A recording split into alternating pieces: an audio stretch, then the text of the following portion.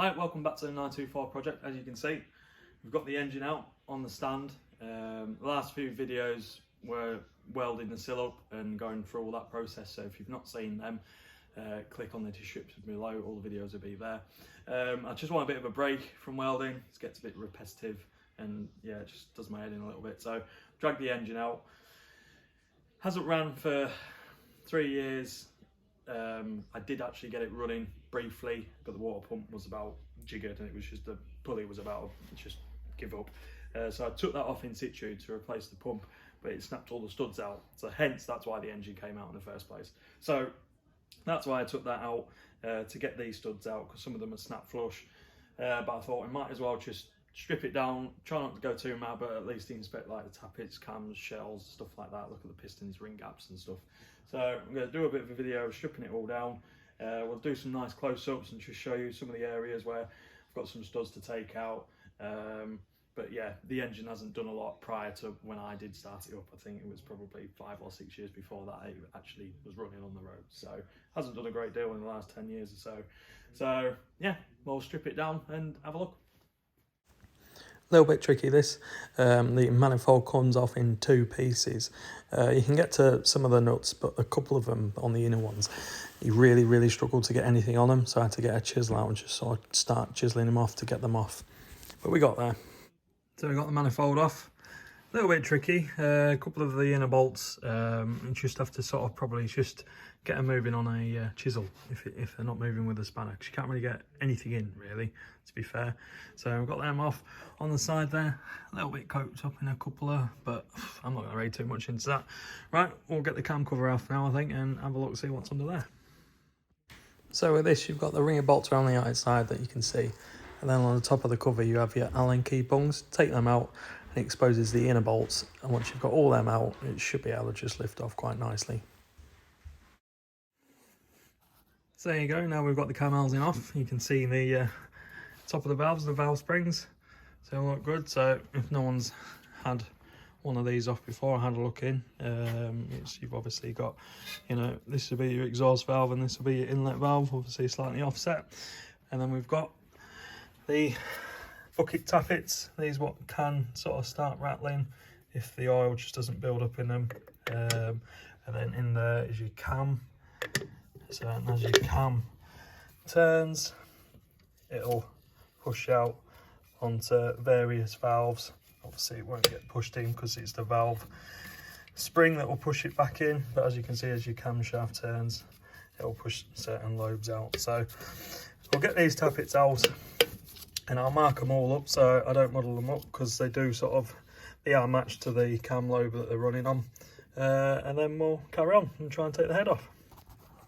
So before we take the head off, we'll just have a quick look round. It's not a very deep head, to be fair.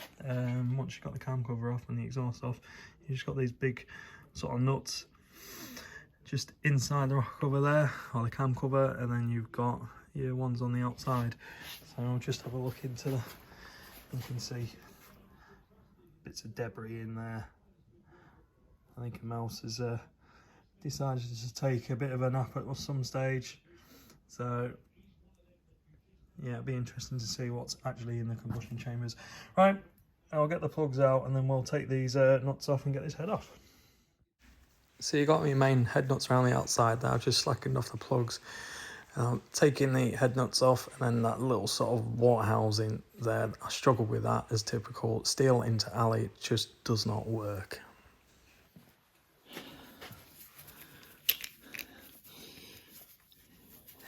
Typical steel bolts.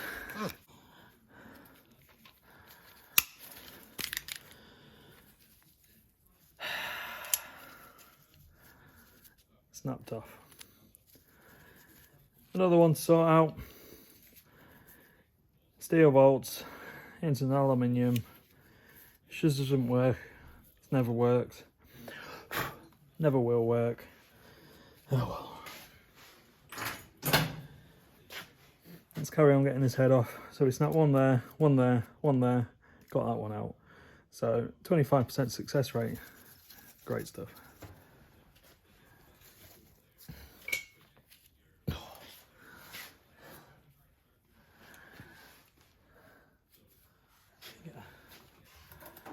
drive our under.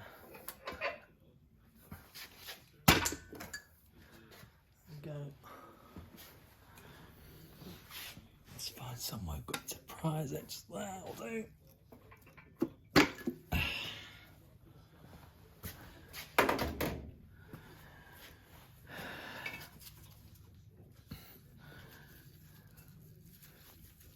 Not exactly many places to pick it up by, but it's not too bad.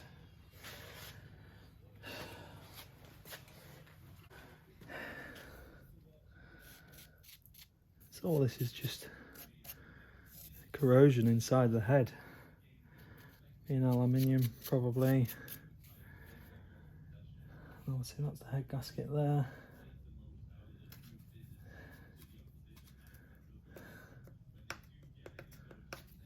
Yeah, it's probably the original one. I won't be surprised. It's strange how the water jackets are separated off. Right, we'll give it a bit of a clean off and then we'll have some close-ups. So we got the head gasket off. You can see it's quite a bit of corrosion in there. It's just a lack of water, and well, any residue left will just sort of attack the metals a little bit. So, but I'm not too concerned about that. I'll whiz it over and drop all that out. And the head gasket seems pretty good. No obvious signs of blown.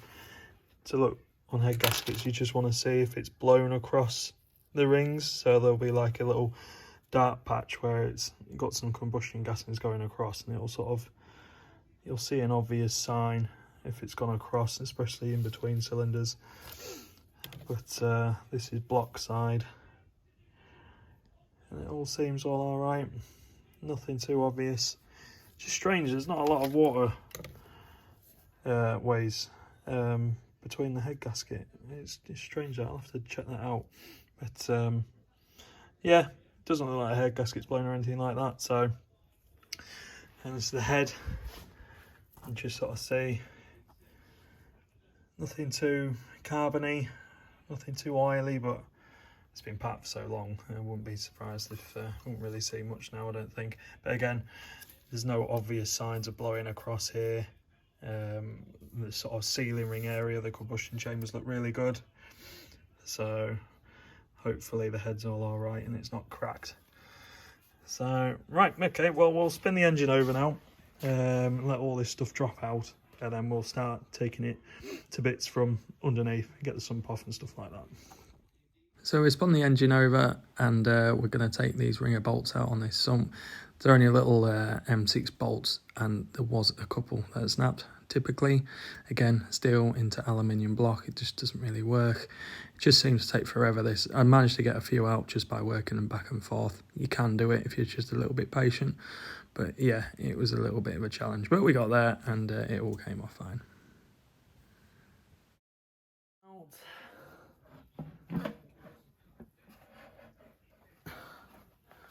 I think we're just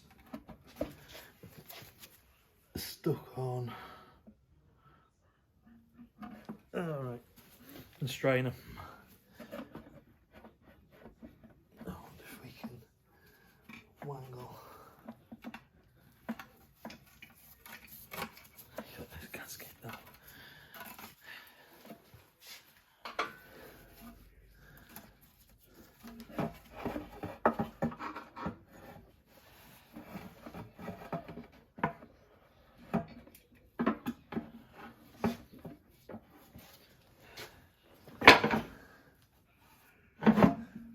Torch.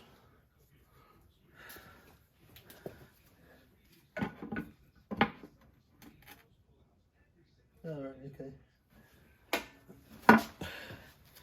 Should just click. There we go.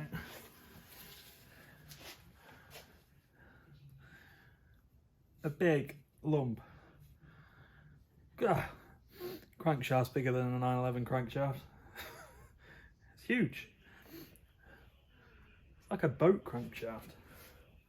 It's the first time I had transaxle Porsche engine to bits, to be honest. Oh no, we did a 928 long time ago, but to be fair, that was someone else I worked with. He did a lot of work to that. Yeah. Look at that, that's a lump, that. No wonder they always leak from the sump. Oh, well, I'll put this down. Right, to get the crank out, looks like I'll have to take the bracket off for the power steering pump, which is also holds the seal for the balance shaft. Then that'll allow us, we can then get the oil pump housing off, which you can see that joins in there. And then after that, we'll probably have to take the ring of bolts out, which is what I would call a crank carrier bracket, if you like. And that'll lift up. We could potentially just take the big ends off from there and there and just knock the pistons through and out the bottom. I might do that anyway. It just allows us to then lift the crank out quite easily without fannying on with pistons and cylinders dangling about everywhere. Right, we'll get set up and we'll start taking that bracket off, and hopefully not snap any more bolts off, but I'm not holding my breath. This section of the strip down was just really fiddly. There was just a lot to it, and taking the bracket sort of nose bearing off this balance shaft, this side, once we manage to get that off, it gives us access to the oil pump drive. But because the crankshaft is pretty rusted up, what I should have done maybe is just sort of clean that off with some emery tape, because the bearing of the oil pump drive needs just to sort of move nice and smoothly on the crankshaft, and with it being rusted up, it just took sort of forever to come off. So we got that bracket off. Obviously you can see part of the balance shaft there. Slid that off. Just a quick tip actually. On the oil pump, there's loads of different length studs. So you've got like long ones up here, you've got slightly short ones down here, and then some of these are even a little bit shorter still. But if you take them out and push them in to the point where they're just sat on the threads, they all sort of sit a certain way out. There's always like, what do you say that is? About 13 mil out from where they would butt up to when they were tight. So it's a bit of a general rule. It's not always definite, but it's a good starting point. I have noticed though, this one and this one do tend to sit out a little bit more. But as a general rule, if you just got a box of bolts and you're not sure where they go, just offer them in. And if they stick out like that, it's clearly not for that hole. You want a shorter bolt. So yeah, it's just a quick tip. Right, and we'll get this oil pump off. This is where I'm trying to get the oil pump drive off. As you can see, just sort of wangling it off, but again, should have just cleaned that rust off and put plenty of slip and slide on it. It should have came off a lot easier, but yeah, brain it. Yeah, it seems to take forever, but again, we sort of eventually got it off. So with this section, I'm taking out like what I call a crank carrier. Again, it had a lot of bolts holding this on. You've got the sort of main bearing bolts that sort of come through it, and you've got a sort of ring of bolts all the way around the outside. Then you've got the strainer bolts as well. So there's quite a lot to come out, but because they're sort of M8 bolts and bigger, they all did come out fine, which was a bit of a relief after snapping off a few of the other ones earlier. Right, we've got all the bolts out. It's like the lower cradle for the crank. Holds the shells. Lovely. Dribbling oil all over myself. Yeah, not too bad. A little bit of wear, but we'll have a look at those in a minute. Put this over here.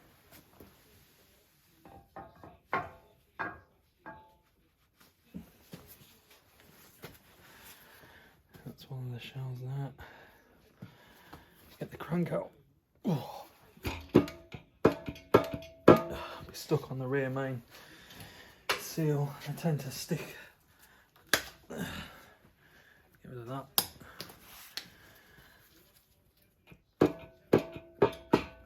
Oh, heavy. A lot heavier than that. Jeez.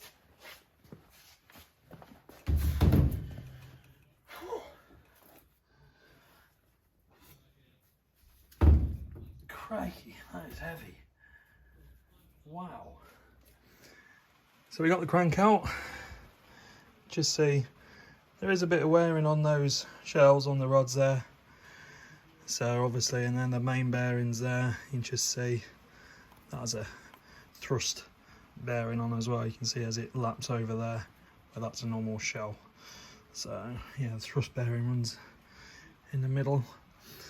So I'll just get the crank's on the bench. Flipping hell, it weighed a ton. So just for comparison, the one on the left there is the 944924S crank.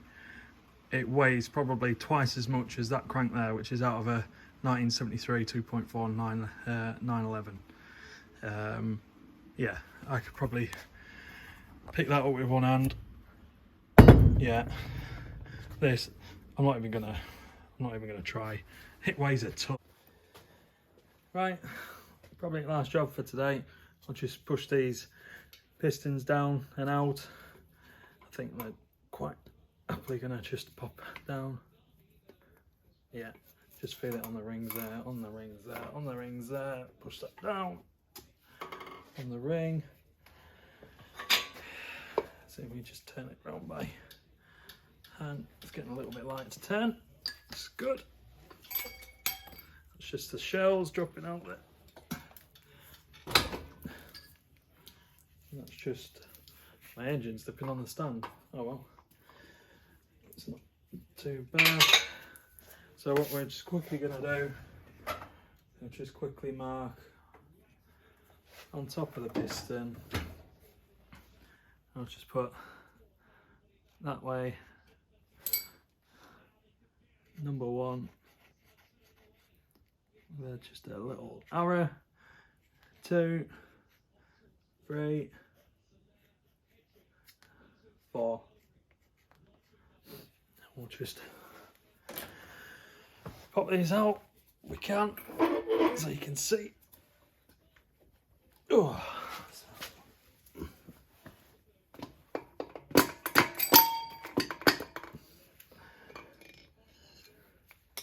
That's one. See straight away, a little bit of wear there. Yeah, just starting to polish off that edge there. Let's put that to one side.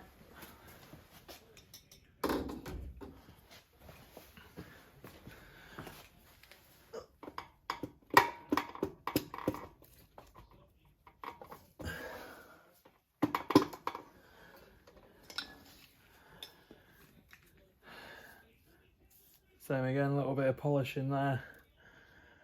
It's natural sort of thrust motion on a combustion engine. I'll just put that there as well.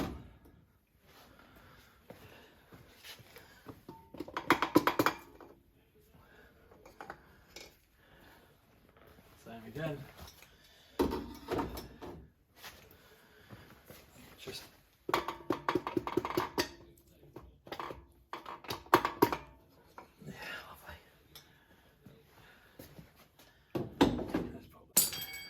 wipe the force. See if you can see any obvious cracks or anything like that, because obviously the sort of wet liners sort of set up. And you just see, but these are coated. I think they're like a silicone coating, like a, yeah, I don't know the proper wording for it. It's not Nicosil, it's something similar.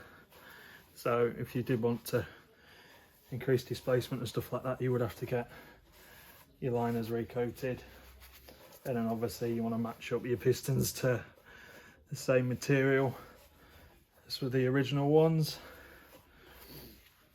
I'll get the camera. Yeah, as you can see, not too bad. Nothing too major there. A little bit of a mark there. We'll see how deep that is if you can get a nail into it. You just see the top there. It's probably where we just brought it out, actually, there. And across there. There's a little mark there. But again, we'll just make sure. We'll give them a measure up anyway and see what they're like. Right. And obviously, The pistons on the bench here. I'll clean everything off, we can give them a good measure. Put the rings back in the cylinders to see what they're like. Measure the crank up and just see what spec it's at, and then we can go from there. Right, I think we're going to wrap this video up. Got it stripped, which is what I wanted to do today. I'm going to take a few more bits off, but I'm not going to bore you guys with that. I'm going to take all the balance shafts out because I want to get some of this stuff vapor blasted. So I'll have a good tidy up and I'll start measuring stuff up. And anything that I find I'll put on to the next video, a bit like of an engine assessment video if you like, and show you how I've done it, where I've got the measurements from and what the specs are. So yeah, hope you enjoyed this video. If you got to the end, thank you very much. Please subscribe, like the video, it helps the channel out brilliantly. It's a new channel, so we could do with all the help that you can give us, and we'll see you in the next one. Thank you.